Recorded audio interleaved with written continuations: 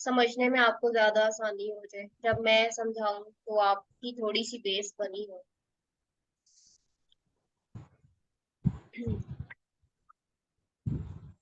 वो क्या हमने क्लास में भी इसको डिस्कस किया था, पर फिर भी थोड़ा सा ब्रीफली मैं इसको बताऊंगी। इनिशियली मैंने आपको बताया था, मैंने 2 लेक्चर्स आपके ऐसे लिए थे, ऐसे बनाए थे, जिसमें के मैंने वॉइस ऐड की थी।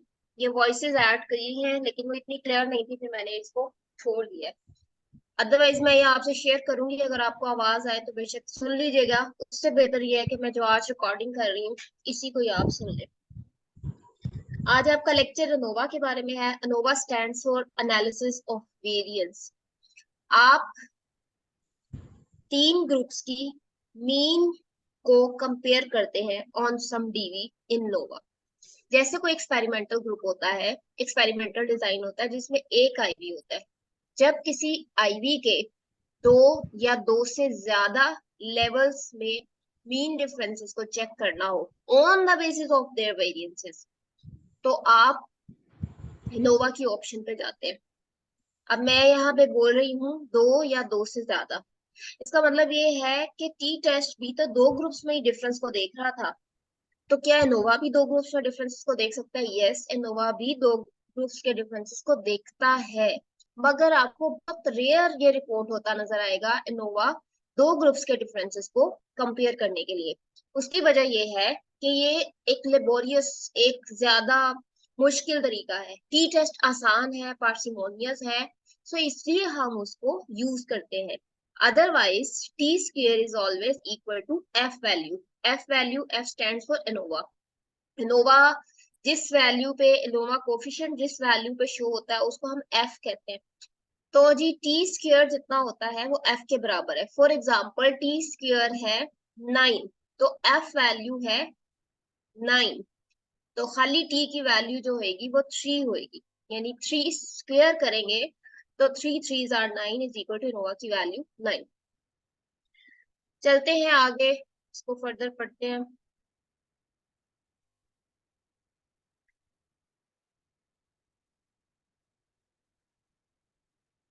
ओके जी, ANOVA is short form of analysis of variance. The main purpose of an ANOVA is to test if two or more groups differ from each other significantly in one or more characteristics. जब दो या दो से ज्यादा group के differences को आपने देखना हो तो आप इनोवा रन करते हैं। जनरली हम स्टार्ट करते हैं 3 से, और 5 के ग्रुप तक हम इसको इनोवा को यूज करते हैं। इससे ज्यादा हो जाए तो बहुत कॉम्प्लेक्स हो जाता है, उसको अंडरस्टैंड करना मुश्किल होता है। इसलिए हम बस 5 तक ही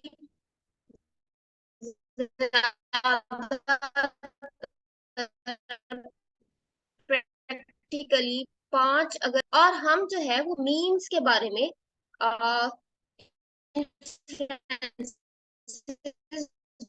ड्रॉ करते हैं उनकी वेरिएंस को एनालाइज करके। इसलिए इसका मीन्स के बारे में कर रहे होते हैं। जो एनालिसिस ऑफ वेरिएंस है, जो वन वे एनोवा है, जिसमें सिर्फ वन फैक्टर होता है और वन फैक्टर के आगे से मल्टीपल लेवल्स या कंडीशन हो सकती हैं, वो 2 तरह का हो सकता है, इंडिपेंडेंट सैंपल्स और रिपीटेड मेजर्स। तो जब आपने इनोवा अप्लाई करना है, आपने डिसीजन लेना है कि जो आपके सामने क्वेश्चन आया है इसके ऊपर कौन सा एनालिसिस रन हो सकता है, तो आपके सामने क्या सिचुएशन होगी? आपके सामने ये सिचुएशन होगी कि एक आईवी होगा, एक डीवी होगा। जो आईवी है उसके उसको आप फैक्टर कहेंगे और उसके 3 लेवल्स या 3 कंडीशंस होंगी। जबकि जो आपका डीवी होगा वो कॉन्टिन्यूस होएगा। इससे भी ज्यादा बेहतर ये भी आपको ना इंडिपेंडेंट सैंपल्स के साथ में एक्सप्लेन करती हूँ। जो इंडिपेंडेंट सैंपल अनोवा होएगा उसमें आपका जो आईवी होगा वो कैटेगोरिकल होगा, और उसके 3 लेवल्स होंगे। आईवी एक होगा, उसकी फर्दर 3 लेवल्स होंगे। और जो आपका डीवी होगा वो कॉन्टिन्यूस होगा। इन एग्जाम्पल भी इंडिपेंडेंट एग्जाम्पल की ही दी हुई है कि डिफरेंट टीचिंग स्टाइल्स है। आपका फैक्टर क्या है? फैक्टर यानी आईवी जो है वो है टीचिंग स्टाइल्स। टीचिंग स्टाइल्स में से 3 तरह के टीचिंग स्टाइल्स देखे गए हैं, whole class activities, small group activities या सेल्फ बेस्ड कंप्यूटर एक्टिविटीज। यानी एक टीचर जो है वो सारी क्लास की एक्टिविटीज को सारी क्लास को एक्टिविटीज में इन्वॉल्व करता है, एक छोटे छोटे सेक्शंस में बनाता है और डिफरेंट एक्टिविटीज में इंडल्ज कराता है। और तीसरा वाला जो है टीचिंग मेथड वो कंप्यूटराइज्ड एक्टिविटीज में इन्वॉल्व करता है जो कि खुद से डिजाइन होती है।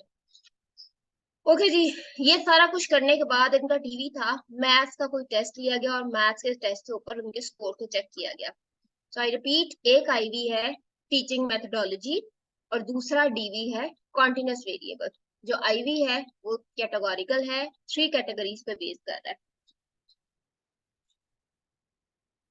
यहाँ तक कोई सवाल हो तो पूछे।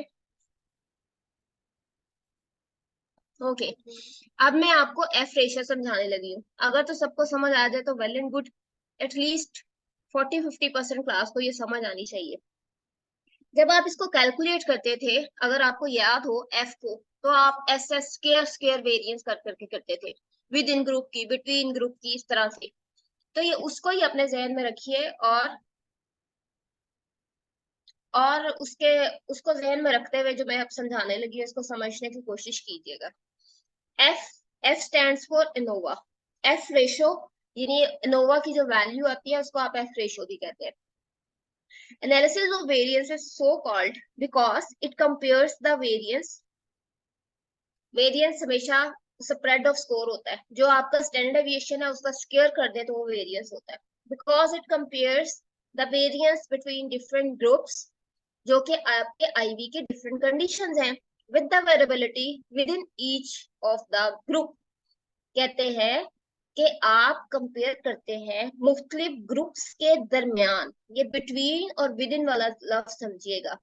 आप डिफरेंट ग्रुप्स की बिटवीन वेरिएंस को कंपेयर कर रहे हैं ग्रुप के अंदर की वेरिएंस के साथ।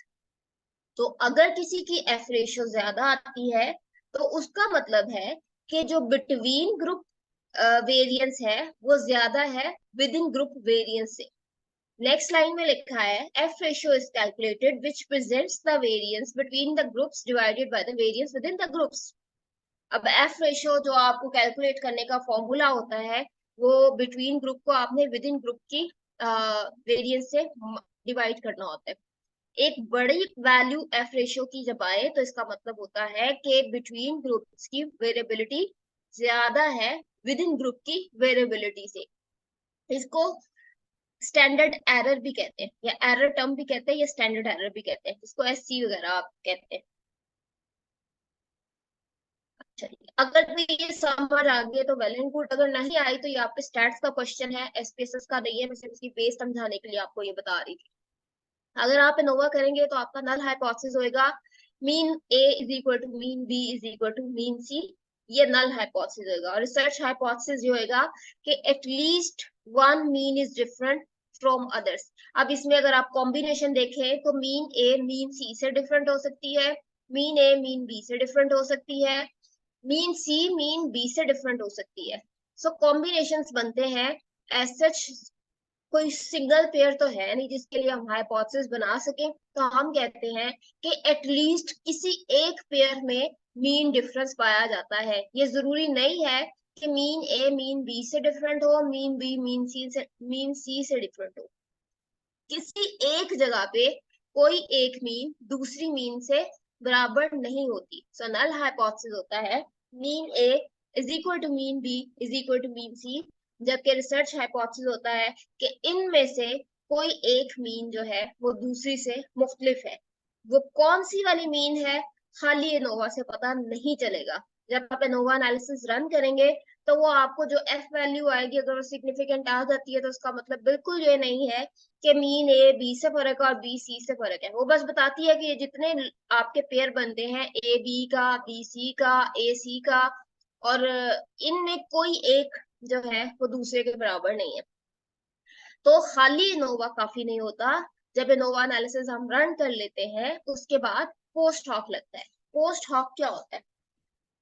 एनोवा एनालिसिस हमें बताता है कि ये 4 तरह की मीन्स कंपेयर हो सकती हैं, इनमें कोई एक पेयर जो है वो एक दूसरे के बराबर नहीं है, यानी मीन ए मीन बी के बराबर नहीं हो सकती, मीन ए मीन सी के बराबर नहीं हो सकती, या मीन बी मीन सी के बराबर नहीं हो सकती। कोई कॉम्बिनेशन ऐसा है जिसमें मीन इक्वल नहीं है अगर एफ वैल्यू सिग्निफिकेंट आती है, पर वो ये नहीं बताती कि कौन सी वाली पेयर जो है इसमें फर्क आया है, सिग्निफिकेंटली ये डिफरेंट है। उसके लिए वो हमें टेस्ट की ऑप्शन देता है जिसको हम कहते हैं पोस्ट हॉक। जब आपका एनोवा सिग्निफिकेंट आ जाए तो ये पता करने के लिए कि किन दो ग्रुप्स में मीन डिफरेंसेस आए हैं, पोस्ट हॉक लगाया जाता है। पोस्ट हॉक जब हम एनोवा रन कर रहे होते हैं ना तभी चूज कर लेते हैं। मेरे पास एक बड़ा सारा मेन्यू है, मेन्यू क्या होता है, ऑप्शंस। मेरे पास बहुत सारी ऑप्शंस होती हैं जिनके हिसाब से मैं पोस्ट हॉक कोई सा भी चूज कर लेती हूँ। उन जो चूज किया हुआ पोस्ट हॉक है उसकी बेस पे फिर मैं बता देती हूँ कि कौन सी दो ग्रुप्स जो है वो एक दूसरे के बराबर नहीं है। तो ये पोस्ट हॉक आपको बताता है कि कौन से दो ग्रुप्स में मीन डिफरेंस है। अच्छा, नीचे भी एक चीज लिखी है लेकिन आपके लिए ये एक्स्ट्रा है, मैं बता देती हूँ, लेकिन इसको बेशक आप ना कीजिएगा। प्लान कंपैरिजन या कंट्रास्ट कंपैरिजन, इनोवा में एक और ऑप्शन भी होती है, मसलन ये आपको बता रहा है कि पहले आप इनोवा रन करें, फिर आपको पता लगेगा कि कोई से दो ग्रुप आपस में बराबर नहीं है, तो फिर वो कौन से दो ग्रुप बराबर नहीं है उसके लिए आप पोस्ट ऑफ करें। तो अगर आपका हाइपोथेसिस पहले ही आपको पता है तो आप ऐसा करें कि पहले एक हाइपोथेसिस बना ले, उसको आप सीधा सीधा जैसे यहाँ लिखा हुआ है ना, यहाँ एक ऑप्शन होती है, वहां पे जाके हम खुद अपना हाइपोथेसिस लिख देते हैं और वो सिर्फ हमारा हाइपोथेसिस ही चेक करता है। वो कंट्रास्ट कंपैरिजन में होता है, बट कि आपके सिलेबस में इंक्लूडेड नहीं है, इसलिए मैं इसको यहाँ पे वक्ती तौर पे इग्नोर कर रही हूँ। अब मैं इसको एग्जाम्पल के साथ समझाती हूँ। एक एग्जाम्पल ये है कि मुख्तलिफ एज ग्रुप्स हैं, यंग, मिडिल एज और ओल्ड पार्टिसिपेंट्स। ये आपको डेमोग्राफिक में वेरिएबल नजर आ जाता है। आपको एक कैटेगोरिकल वेरिएबल नजर आ रहा है, एज। एज की तीन कैटेगरीज हैं, यंग, मिडिल और ओल्ड एज। और आपका डीवी ऑप्टिमिज्म है। ऑप्टिमिज्म जो है यहाँ पे कॉन्टिन्यूस स्कोर है। तो आपका रिसर्च क्वेश्चन क्या होगा कि is there any difference in optimism scores for young, middle and old aged participant. अब आपका डीवी कॉन्टिन्यूस है, आईवी कैटेगोरिकल है और कैटेगरीज भी तीन है। तो उसके लिए इस एग्जांपल के साथ ही मैं आपको आगे कंडक्ट करना भी बताऊंगी कि कैसे हम अनोवा रन करेंगे। अच्छा, अब जो बात मैंने पहले आपको इनिशियली बताई थी कि एक आईवी होगा, कैटेगोरिकल होगा, तो जी आपका आईवी क्या है, age. So your IV is age, जिसकी तीन कैटेगरीज हैं, यंग, मिडिल एंड ओल्ड। और आपका डीवी है कॉन्टिन्यूस वेरिएबल जो कि है ऑप्टिमिज्म। आपको वन डे नोवा जो है वो बताएगा कि क्या सिग्निफिकेंट डिफरेंसेस पाए जाते हैं in the mean scores on the DV across three group. यानी ऑप्टिमिज्म में क्या ओल्ड एज और यंग एज एक बराबर है, या यंग एज की मीन और मिडिल एज की मीन एक बराबर है, या मिडिल एज की मीन और ओल्ड पार्टिसिपेंट्स की मीन एक बराबर है। सो ये तीन तरह के कंपैरिजंस इनोवा में इकट्ठे रन होंगे। तो जी पोस्ट हॉक टेस्ट जो है वो हम इस्तेमाल करेंगे according to the characteristics of post hoc. हम पोस्ट हॉक किन बेसिस पे चूज करते हैं वो मैं बताने लगी हूँ। बीच में आपके पास ऑप्शन जो होती हैं, तो आप उन ऑप्शंस को इस्तेमाल कर सकते हैं, मगर कैसे, कब कौन सा पोस्ट हॉक लगना है, ये एक डिसीजन होता है जो हमने करना है। मैं यहाँ पे फिर रुकती हूँ और मैं आपको कहती हूँ कि मैंने आपके पास पेपर देखे हैं, उसमें पोस्ट हॉक का जिक्र नहीं है, लेकिन चूंकि ये एक अधूरी सी बात है, इनोवा होए और पोस्ट हॉक ना होए, इसलिए मैं ये साथ ही कराने लगी। Otherwise I have not checked, I have not seen any question regarding post hocs. अच्छा जी, नॉन पैरामेट्रिक टेस्ट में इसका जो एक कंट्रास्ट है वो क्रॉस्कल वैलिस टेस्ट है।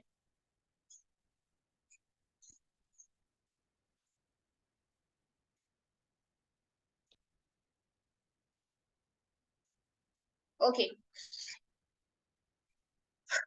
पोस्ट हॉक हमने कौन सा चूज करना है, टकी हमने तब चूज करना है जब आपकी तीन ग्रुप्स हैं, तीनों ग्रुप्स का सैंपल साइज एक जैसा हो, एग्जैक्टली एक जैसा हो। फॉर एग्जांपल 9 ए ग्रुप में है, 9 लोग बी ग्रुप में है, 9 लोग सी ग्रुप में। गैब्रियल तब आपने इस्तेमाल करना है जब थोड़ा बहुत फर्क हो। फॉर एग्जांपल एक ग्रुप में 9 लोग हैं, एक में 8 है, एक में 7 है, तो जब आप गैब्रियल इस्तेमाल कर सकते हैं। Next is Hawksberg G T square. ये जब आपका सैंपल साइज तीनों कंडीशंस में बहुत ज्यादा एक दूसरे से फर्क हुए, तो आपने हॉक्सबर्ग यूज करना है। एक पीछे वाली स्लाइड रह गई है, let me explain that. assumptions जैसे टी टेस्ट की थी वैसी assumptions इसकी भी हैं। पहली assumption नॉर्मेलिटी की है। नॉर्मेलिटी क्या होता है कि आपकी पॉपुलेशन जो है वो नॉर्मली डिस्ट्रीब्यूटेड है। सैंपल इंडिपेंडेंस का मतलब ये है कि तीनों ग्रुप्स में, तीनों यानी ए बी सी ग्रुप जो के कंडीशंस के लिए लिए गए हैं वो तीनों इंडिपेंडेंट हो, उन तीनों का आपस में कोई लिंक ना बनता हो। और तीसरी जो लेबनीज वाली assumption थी कि जो आपका डीवी है उसकी वेरियंस सारे ग्रुप्स में इक्वली डिस्ट्रीब्यूटेड हो, तो आप कहते हैं वेरियंस इक्वालिटी या इक्वल वेरियंसेस अज्यूम्ड, जो कि आपने टी टेस्ट में किया है वो यहाँ भी चेक होता है, लेबनीज के जरिए से ही चेक होता है।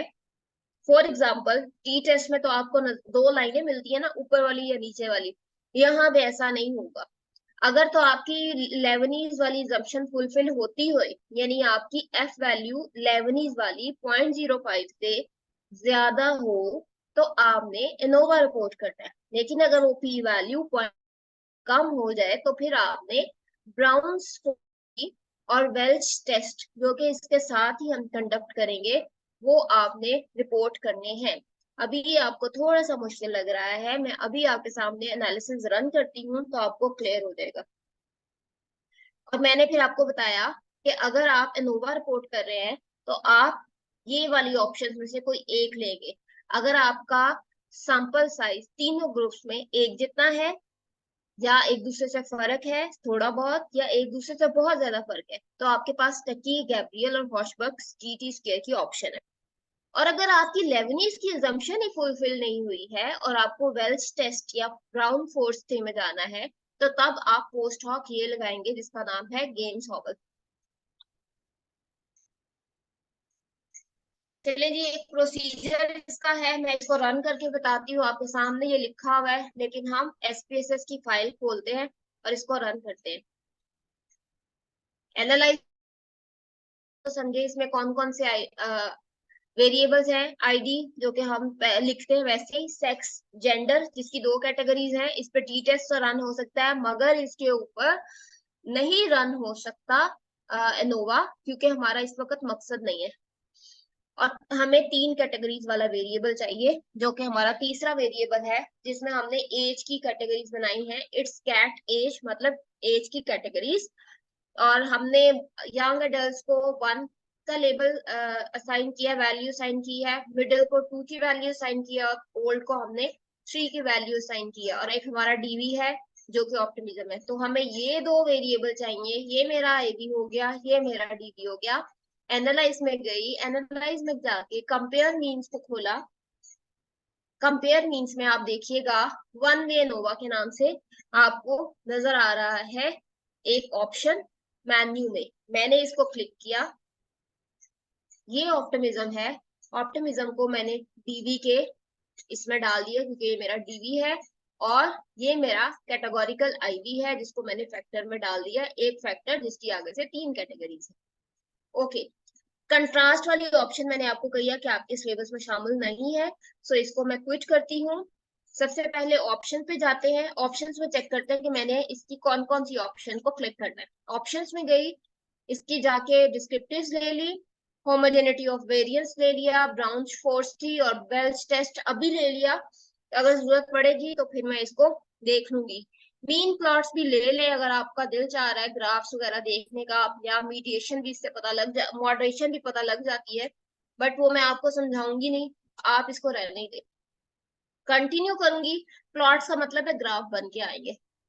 कंटिन्यू करूंगी, उसके बाद पोस्ट हॉक पे जाऊंगी। पोस्ट हॉक में अब मैंने देखना है कि मैंने कौन सा वाला पोस्ट हॉक चूज करना है। गेन्स ओवल तो मुझे उस सूरत में चाहिए जब मेरी इक्वल वेरिएंसेस अज्यूम ना हो। इसको क्लिक कर लेती हूँ और मैंने तो देखा ही नहीं कि मेरे पास जो डेटा है उसमें हर कैटेगरी में कितने कितने पार्टिसिपेंट्स हैं। तुक्के से कर देती हूँ टकी, अगर ना हुआ तो फिर दोबारा कर लूंगी। अदरवाइज मैं सोच रही हूँ कि 3 लोग हैं तो तीनों कैटेगरीज में बराबर बराबर लोग होंगे, लेकिन बराबर बराबर हो तो 25 लोग नहीं होते। तो मैं सोच लेती हूँ कि हल्के फुल्के फर्क है, तो मैं गैब्रियल चूज कर लेती हूँ यहाँ से। ये पूरा मेन्यू टकी के लिए, यहाँ मल्टीपल ऑप्शन है, जितने मर्जी आप ये चूज कर ले, आपने जिसको रिपोर्ट करना हो तब रिपोर्ट कर सकते हैं। लेकिन मैं यहाँ पे गैब्रियल चूज कर रही हूँ कि मेरे तीनों ग्रुप्स तकरीबन बराबर है, लेकिन थोड़ा बहुत सैंपल साइज का फर्क होगा। कंटिन्यू करती हूँ, ओके करना है, और हमारे सामने आउटपुट खुल गया है।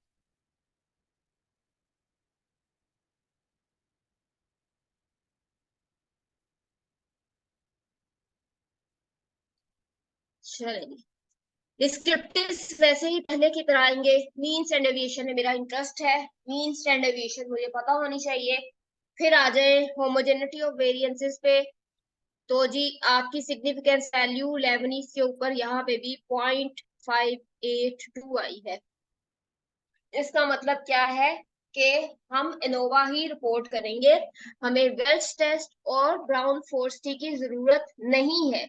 वो एक अदर ऑप्शन है, हमें उसकी जरूरत नहीं है। हम इनोवा ही रिपोर्ट कर रहे हैं, क्योंकि मेरे तीनों ग्रुप्स के अंदर ऑप्टिमिज्म की जो वेरिएंस है वो इक्वल एज्यूम कर रही हूं मैं। अच्छा, ये तो कंडीशन हो गई, ये उसका डिस्क्रिप्टिव टेबल हो गया। लेकिन मेन टेस्ट क्या है, वो ये है। मेन टेस्ट नोवा का ये है जिसको मुझे इंटरप्रिटेशन करनी आनी चाहिए है। वही बिटवीन ग्रुप वेरिएंस और विद इन ग्रुप वगैरह कर करके सारा कुछ, एंड पे आपको ये एफ में ये दो वैल्यूज हैं जो आपने देखनी है। एफ का मतलब है इनोवा की कोफिशिएंट वैल्यू, और सिग्निफिकेंस इसका बताएगा कि आपकी सिग्निफिकेंस वैल्यू, आपका ये जो डिफरेंसेस हैं क्या आए हैं या नहीं आए हैं। तो जी इनोवा की वैल्यू तो 121 है, और इसकी सिग्निफिकेंस वैल्यू हम देखते हैं कि ये हाईली सिग्निफिकेंट रिजल्ट्स आए हैं। तो अब इसको हम कैसे बता सकते हैं, हम कहेंगे कि तीनों ग्रुप्स में से कोई एक ग्रुप जो है कम से कम एक मीन जो है वो डिफरेंट है at 0.001, P value is smaller than 0.001, ये बता के कि स्ट्रांगली डिफरेंट है। अब ये देखिए, मैंने आपको कहा था इनोवा सिर्फ ये बताता है कि कोई एक ग्रुप दूसरे से फर्क है, यानी यंग अडल्ट मिडल से, या मिडल ओल्डर से, या यंग मिडल से, कोई कोई ना कहीं डिफरेंट है। लॉजिकली देखें तो ऑप्टिमिस्टिक सबसे ज्यादा कौन होंगे, यंग लोग, जितने छोटे होंगे। जितने ही बड़े होते जाएंगे उनकी ऑप्टिमिज्म रिड्यूस हो जानी चाहिए, ऐसे मैं सोचती हूँ। अब लेकिन इसको देखना हो कि कौन से दो मीन्स आपस में बराबर नहीं है, उसके लिए क्या करना है, नीचे जाना है, और आपको ये जो है ना वेल्च और ब्राउन फोर्स थे है, इन केस अगर आपका इनोवा ना आपने रिपोर्ट करना हो, तो वो फिर आपने ये वाली वैल्यू और ये सिग्निफिकेंस रिपोर्ट करनी होती है। ऐसा बहुत रेयर होता है कि आपको ये आए, लेकिन आपकी लॉजिक के लिए मैं बता रही हूँ कि अगर लेवनीज की जम्पशन फुलफिल ना हो, तो फिर इनोवा की बजाय इन दोनों को रिपोर्ट किया जाता है। अब आते हैं कंपैरिजन पोस्ट हॉक के ऊपर, जो मैंने गैब्रियल को प्रेस किया था और मैंने गैब्रियल ही देखना है। पढ़ूंगी कि कौन सा वाला है। कैटेगरीज वाइज ये है गैब्रियल और ये है गेम्स हॉवल, मुझे सिर्फ गैब्रियल चाहिए। यंग और मिडिल एज, ये पहला पेयर बन गया। क्या यंग लोग और मिडिल एज के लोगों की मीन एक दूसरे के साथ सिग्निफिकेंटली डिफरेंट है, तो ये देखिए जरा, सिग्निफिकेंटली डिफरेंट है। सिग्निफिकेंस लेवल देखे, इसका पी वैल्यू 0.05 से छोटी आई है। तो एक मीन डिफरेंस तो यंग अडल्ट में, यंग में और मिडिल एज लोगों में निकल आया। अब क्या यंग लोग जो हैं वो मिड ओल्ड एज लोगों से ऑप्टिमिज्म पे फर्क है, क्या इनके दरमियान सिग्निफिकेंट डिफरेंसेस है, तो फिर आप दोबारा इसके आगे की सिग्निफिकेंस वैल्यू चेक करें तो ये भी आपको 0.000 नजर आ रही है, यानी ये 0.001 से छोटी है। इसका मतलब ये है कि mean differences between young and old aged participants are significant, यानी दोनों एक दूसरे से बहुत फर्क है। आगे चलते हैं, मिडिल लोगों का यंग लोगों के साथ तो निकलेगा, मिडिल का ओल्ड के साथ, तीसरा पेयर मिडिल और ओल्ड का है, वो भी एक दूसरे के साथ सिग्निफिकेंटली डिफरेंट है, जो मुझे यहाँ से नजर आ रहा है। बस ये तीन ही पेयर हो सकते थे, तीन ही तरह से ग्रुप्स करके हम इनको कंपेयर कर सकते थे, जो हमें पोस्ट हॉक से पता लगता है। अब चलते हैं वापस अपनी स्लाइड्स के ऊपर। ये सारा प्रोसेस मैंने आपको करके बताया दिखाया है। एक दफा में तो ये कभी भी आपको समझ नहीं आना। You are suppose to repeat it again, again and again. मैं बहुत आराम से आपको बता रही हूँ इसीलिए सिर्फ, कि आपको समझ लग जाए कि ये है क्या। और जब आप इसकी वीडियो दोबारा दोबारा देखेंगे तो आप कुछ ना कुछ कर ही लेंगे। Hope so. Slide ma'am. Share कर रही हूँ, आप स्लाइड बड़ी हो जाए। मैम। ओके जी। सो ये सारा एनालिसिस मैंने आपको करके दिया। एनालाइज में गए जाके, कंपेयर मींस किया, कंपेयर मींस के बाद वन वे नोवा कर लिया, देन आपने डीवी को चूज किया और डीवी बॉक्स में डाला, आईवी को चूज किया और फैक्टर में डाला। देन आपने ऑप्शंस में जाना है, descriptive, homogeneity of variances, brown force थी, वेल्श, और इसके अलावा मीन्स प्लॉट। मीन्स प्लॉट मैंने आपसे छुड़वा दिया था, ये ग्राफ बन के आता है। इसने प्रोसेस होने में इतनी देर लगा देनी थी और मैंने प्लॉट समझाने भी नहीं थे, क्योंकि प्लॉट्स को हम स्पेसिफिक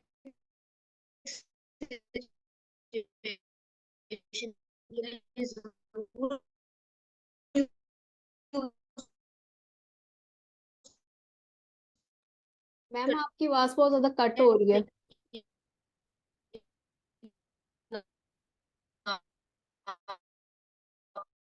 के लिए भी ये इतना जरूरी नहीं है। इसके अलावा फिर बस आ रही है। मैम। आपकी आवाज बहुत ब्रेक हो रही है मैम, और अभी आपने जो बोला वो भी समझ नहीं आया आवाज ब्रेक होने की वजह से। जी जी।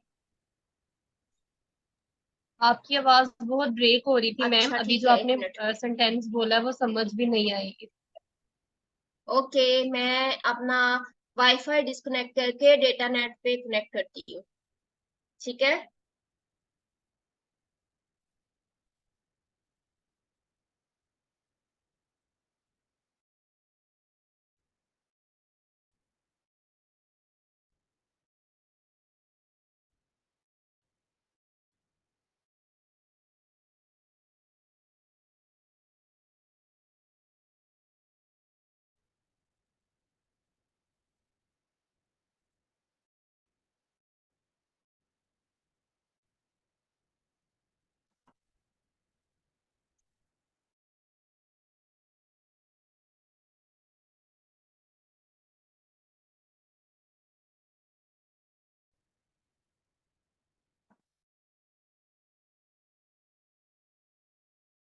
आपको मेरी आवाज आ रही है? आप यस मैम। क्लियर?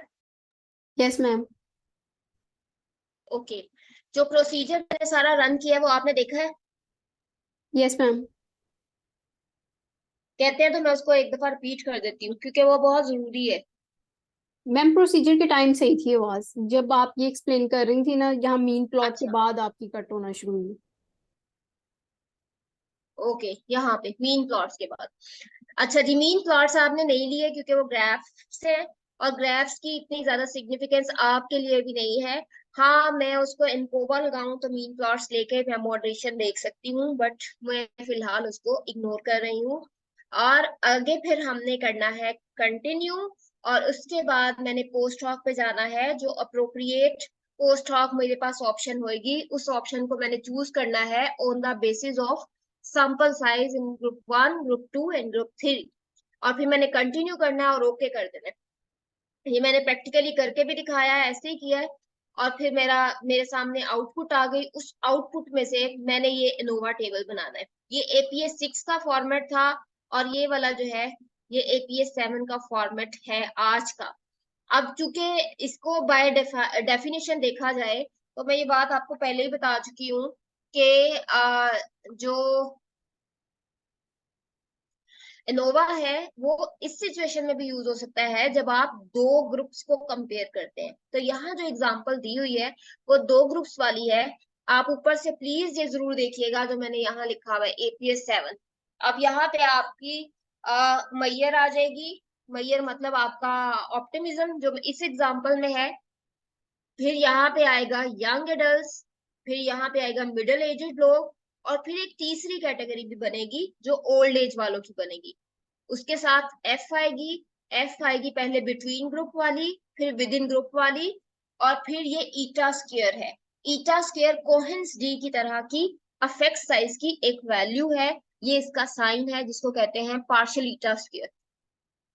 अच्छा, अगर मैं एपीएस 6 पे जाऊं तो एपीएस 6 तकरीबन वैसा ही है, लेकिन सिर्फ इसमें ईटा स्क्वायर की ऑप्शन नहीं शामिल हुआ करती थी, वो अब बस इसमें ऐड हो जाएगी। यानी आपका ऑप्टिमिज्म जो है वो यहाँ आएगा, ग्रुप 1 यानी आपके यंगर एडल्ट्स यहाँ आएंगे, और आप मीन स्टैंडर्ड डेविएशन देंगे ग्रुप 2 की, ग्रुप 3 की, F D F P value.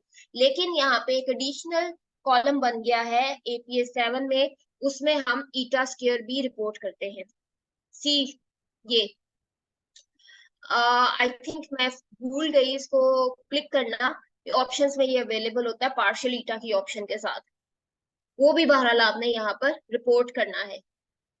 अच्छा, ये जो है एफ वैल्यू, ये आपको कहाँ से मिलेगी और ये सारी वैल्यूज आपको कहाँ से मिलेगी, मैं इसको आपको आउटपुट से दिखाती हूँ।